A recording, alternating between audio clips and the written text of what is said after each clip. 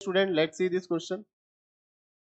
I think ये हम पहले भी डिस्कस कर चुके हैं कुछ क्वेश्चंस में।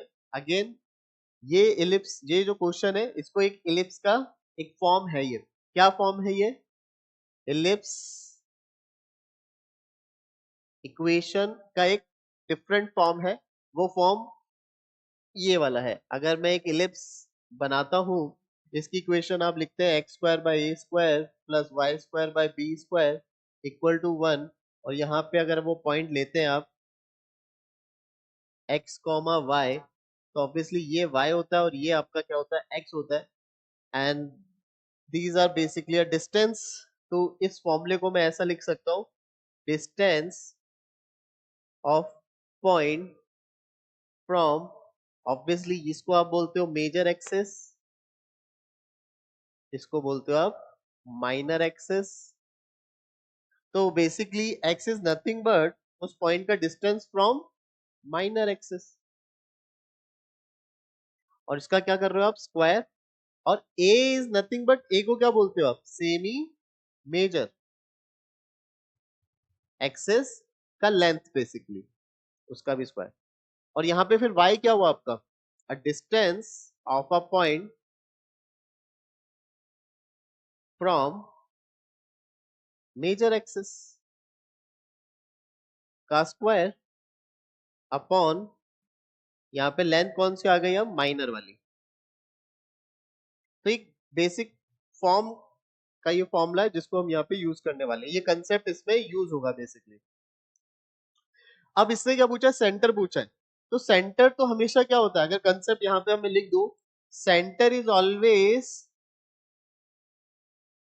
Centre of an ellipse is basically centre of an ellipse क्या होगा बताइए?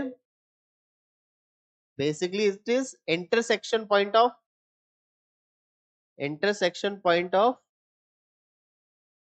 Major axis and minor axis. Major और माइनर एक्सिस का इंटरसेक्शन पॉइंट होगा। तो अगर मुझे इक्वेशन मिल जाए मेजर एक्सिस और माइनर एक्सिस की, तो उसका इंटरसेक्शन पॉइंट ही आपका सेंटर होगा, जो कि ये क्वेश्चन पूछ रहा है। तो अगर इस थ्योरी को अगर अप्लाई करें, so this is nothing but, क्या मैं ये कह सकता हूँ? ऑब्वियसली अब यहाँ पे 3 है, यहाँ पे 2 है, तो 3x, पहले तो मैं इसको इस इक्वेशन का बना देता हूँ। और बेसिकली मुझे क्या करना है? जो लाइन का इक्वेशन उनको सॉल्व करना है। तो क्या मैं ये नहीं कह सकता टू फाइंडिंग सेंटर सिंपली मैं इन दोनों को सॉल्व कर लूं? Solve 3x minus 4y plus 10 and this line 4x plus 3y minus 15, इस लाइन को आप सॉल्व कर लो तो आपके पास सेंटर का पॉइंट आ जाएगा। तो सॉल्व करते हैं। तो आई थिंक मुझे इसमें दिख रहा है कि इसको सॉल्व करेंगे तो इसको मैं मल्टीप्लाई कर देता हूँ। कोई भी एक कोऑर्डिनेट निकाल देता है। आई थिंक डिफरेंट, सारे डिफरेंट ही है, तो कोई भी एक कोऑर्डिनेट निकाल दो, काम हो जाएगा। तो मैं क्या करता हूँ? y को एलिमिनेट कर देता हूँ।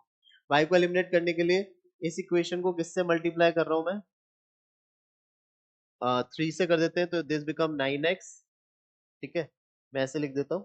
ठीक है, यहाँ पे मैंने मल्टीप्लाई कर दिया 3 से, ये हो गया 9x माइनस का 12y प्लस का 30 इक्वल टू 0।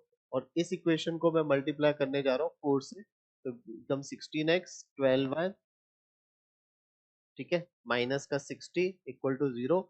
अब इन दोनों को क्या कर रहा हूँ? मैं ऐड कर दे रहा हूँ।